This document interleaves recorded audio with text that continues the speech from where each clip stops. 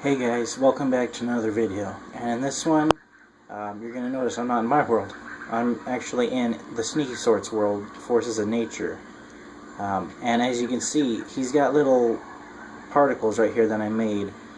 What they are, they're supposed to be like fireflies, and they might be a little bit hard to see, but they're like little glows around the swamp.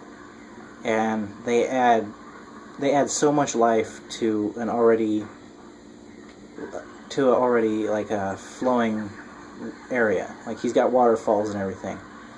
But this firefly particle, it's really easy to do. It requires just one particle block. I believe it's this right here. And to set it up, what you want to do is you want to set the duration for how long you want the fireflies to be there until they disappear, which 3 seemed like a solid number.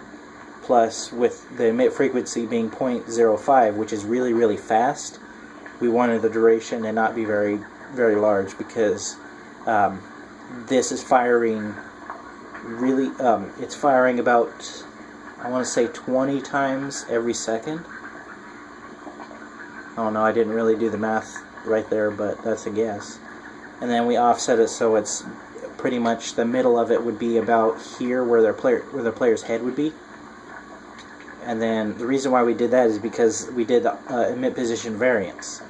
And the 5 in the middle there, that is the height. So it will pick where this spot is 15 blocks down, and then it will randomly add any number between 5 above the 15 and 5 below the 15. And it will spawn it there. And then the 40 by 40, that's because he's got a really wide area. So that kind of covers the sides of that. So this pretty much says spawn them anywhere within 40 blocks forward or backwards, 40 blocks left or right, or 5 blocks above or lower than this position right here. Then for velocity, we didn't do anything because we don't want them to initially move. We want them to just stay where they are, because the velocity variance will give them a random velocity, which we did 1/4 of a block. So it randomly picks anywhere between not moving and 1/4 of a block. It can move in left, right, forward, or backwards. And so that kind of gives it like a gliding effect, which lightning bugs would do. And then for gravity, we didn't add any because they're flying and they're not actually pulling down. Rotation speed, this is optional. You can keep them normally, or you can make them flip, which kind of gives it a rounded look. Then for the size, we have it really small because it's a bug.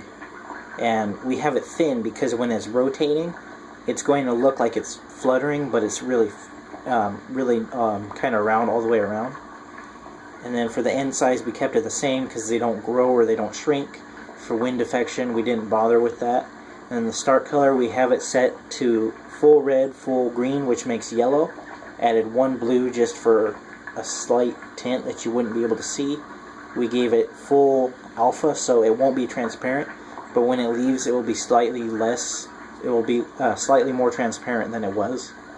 And then we put required power yes, because we linked it to a script that when you walk in this area it turns on, and when you walk out it turns off, because the particle usage, it has a limit.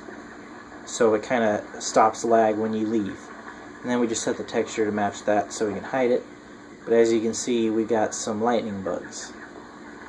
So, thanks for watching, and hopefully this helped you make your swamps a little bit more lifelike.